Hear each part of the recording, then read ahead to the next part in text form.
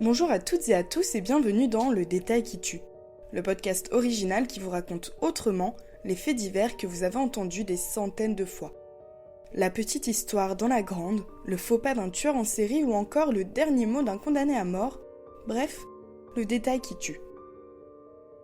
Aujourd'hui, nous vous proposons de revenir sur l'un des plus grands faits divers de ces dernières années, la tuerie de Nantes, mieux connue sous le nom de l'affaire Xavier Dupont de Ligonnès.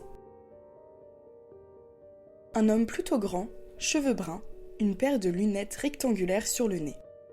Cette description physique des plus banales correspond pourtant à l'une des personnes les plus recherchées de France, Xavier Dupont de Ligonnès.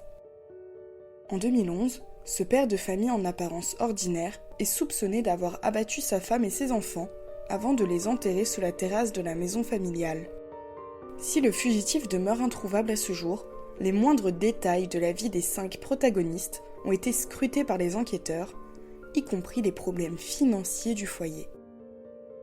Peu de temps avant le drame, Xavier, un commercial de 50 ans, rencontrait en effet des difficultés pour rembourser ses dettes. Dans les mois qui mènent au crime, il avait dû emprunter de l'argent à droite, à gauche, pour subvenir aux besoins de sa famille. Cet homme méticuleux avait détaillé ses comptes dans un tableau troublant où il indiquait ce que lui avait coûté, depuis leur naissance, chacun de ses 4 enfants. Un document que je vous invite à découvrir dès maintenant dans ce 2e épisode du Détail qui tue. Rappelez-vous, tout commence au 55 boulevard Robert Schuman, à Nantes, où la famille Dupont de Ligonnès semble couler des jours heureux. Agnès et Xavier, complices et fusionnels, ont 4 enfants. Arthur, Thomas, Anne et Benoît. Si l'aîné est le fruit d'une histoire d'amour entre Agnès et un certain François, il a toute sa place dans la fratrie et Xavier le reconnaît très tôt comme son fils. Seulement voilà, derrière une vie de famille modèle, Xavier cherche surtout à sauver les apparences. Accablé par les dettes et par les dépenses familiales, assoiffé de projets rocambolesques qui échouent les uns après les autres, l'homme multiplie les emprunts auprès de ses amis, dilapide l'héritage de sa femme et vole de l'argent à son père.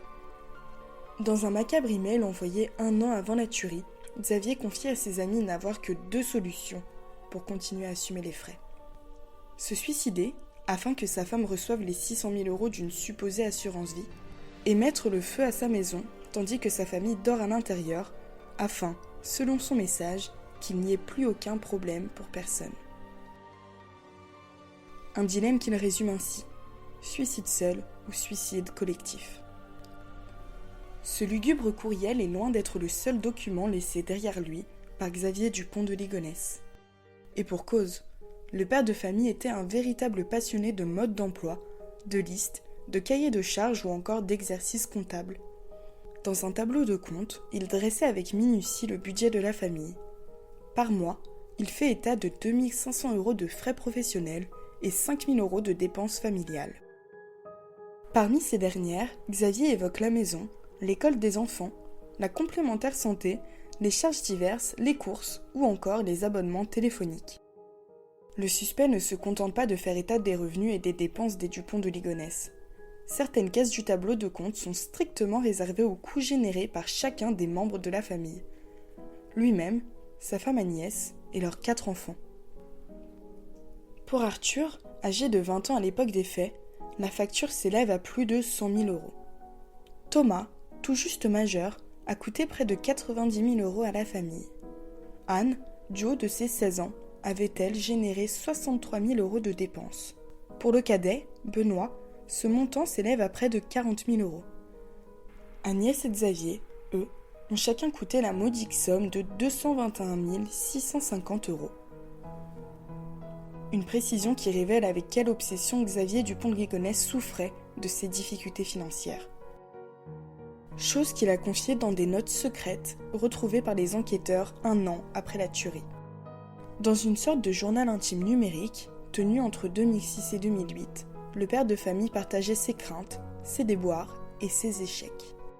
Dans l'un de ses documents, il fait même parler sa femme Agnès et écrit « Les affaires marchent, les sous rentrent, je suis heureuse, tu es merveilleux et je t'aime.